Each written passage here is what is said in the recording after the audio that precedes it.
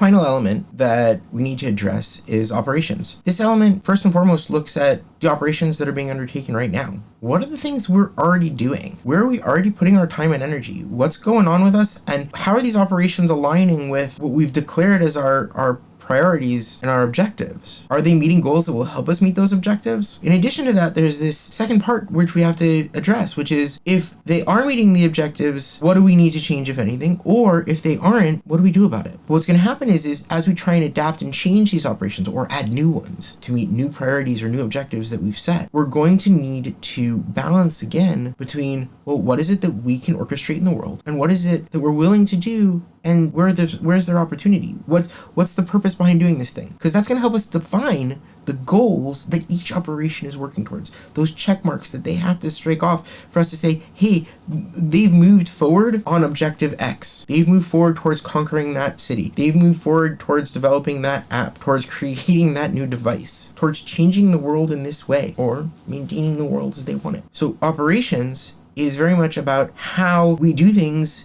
in the here and now, but also what new things we need to add. But there's also a historical part here that we need to keep in mind. One of the things we need to learn from is our own history. What operations have we already tried? What did we learn from those? How do they impact our future endeavors? So operations has essentially 3 different thought processes to it. A past one, what have we already done? What have we already tried? What have we done and failed at, or done and been great at, didn't need to be changed? Do any of those need to be readdressed? The operations that are going on now, things that we're working on that are either succeeding or failing and may need to be adapted or changed or eliminated depending on how we've reorganized. And then, well, what new operations are we going to put into play? And how are they going to impact the future of our vision? What's our expectation of the impact of them on our future?